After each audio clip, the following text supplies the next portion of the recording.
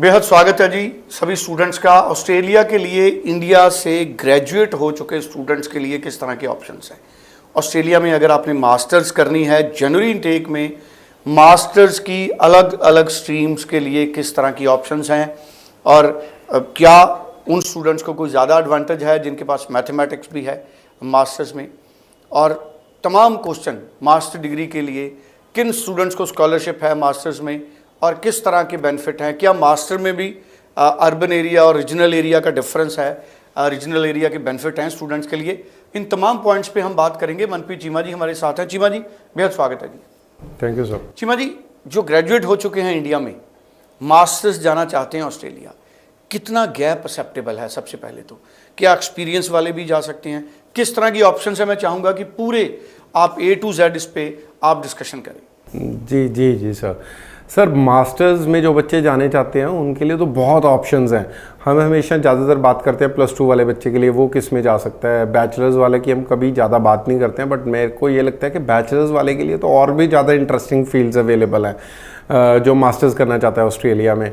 For example आप देखो कि अगर कोई बच्चा किसी भी बैकग्राउंड से रिलेटेड है, अपना बच्चे ने बैचलर्स कर रखी है, BSc कर रखी है, बच्चे ने BA कर रखी है, जब BCom कर रखी है, वो मास्टर ऑफ टीचिंग में जा सकता है। टीचिंग में भी प्राइमरी, सेकेंडरी, अर्ली चाइल्डहुड बहुत फील्ड्स हैं कि किस लेवल के बच्चे को वो पढ़ाना चाहता है। ऐसी हम हमेशा बोलते हैं कि +2 वाला बच्चा नर्सिंग में चला जाए, नर्सिंग में चला जाए। ऐसी अगर BSc नर्सिंग किसी ने कर रखी है तो वो बच्चा किस में जाए? जिसने ऑलरेडी नर्सिंग कर रखी है उसके लिए सब मास्टर्स ऑफ नर्सिंग है, पब्लिक हेल्थ है, बहुत अच्छे अच्छे कोर्सेज हैं उन बच्चों के लिए भी।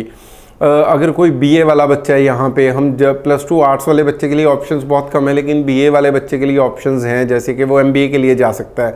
अगर कोई, जैसे आपने एज लिमिट पूछी, एज लिमिट और गैप पूछा। गैप तो ऑस्ट्रेलिया में बिल्कुल, जिसको हम गैप बोलते हैं कि बंदा वेला बैठा है घर, वो कोई काम भी नहीं कर रहा, फ्री बैठा है, उसके लिए तो कोई ऑप्शन नहीं है। अगर बच्चा जॉब कर रहा है, सैलरी अकाउंट में आ रही है, चाहे उसके पास 6 साल का एक्सपीरियंस है, 7 साल का एक्सपीरियंस है, उसकी एज 26, 27, 28, 29, 30 अप टू 35 ईयर्स तक भी हम अप्लाई कर सकते हैं बच्चों का मास्टर्स में। तो उन बच्चों के लिए बहुत अच्छी ऑप्शंस है, क्योंकि कुछ यूनिवर्सिटीज़ तो मास्टर्स में एडमिशन ही तब देती हैं जब बच्चे के पास 1-2 साल का एक्सपीरियंस हो। तो जो बैचलर्स पास आउट बच्चे हैं और उनकी परसेंटेज मिनिमम 55 है, और उसके ऊपर तो जितनी भी हो, स्कॉलरशिप्स भी काफ़ी अवेलेबल है मास्टर्स में बच्चों के लिए। तो बैचलर्स वाला बच्चा अगर यहाँ पे सेक्शन 1 अच्छी यूनिवर्सिटी का पास आउट है, मिनिमम 55% है, और अगर कोई लेवल 2 या 3 की यूनिवर्सिटी से यहाँ से पास आउट है तो उसके 60-65% है, तो बहुत ईजिली मास्टर्स में एडमिशन मिल जाती है। और हाई कमीशन वीज़ा भी मास्टर्स में ज़्यादा ईजिली देता है एज़ कम्पेरेटिव टू +2 वाले बच्चे को। बिल्कुल ठीक है।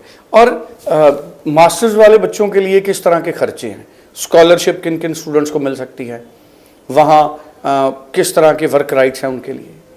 सर उसमें कोई फ़र्क नहीं है, जो बैचलर्स करने जा रहा है या मास्टर्स करने जा रहा है, वर्क राइट सेम है, ठीक है। स्कॉलरशिप्स भी बहुत 200% तक अवेलेबल हैं मास्टर्स वाले बच्चों के लिए, और कोर्सेज भी मास्टर्स वाले बच्चों के लिए बहुत अच्छे अच्छे अवेलेबल हैं।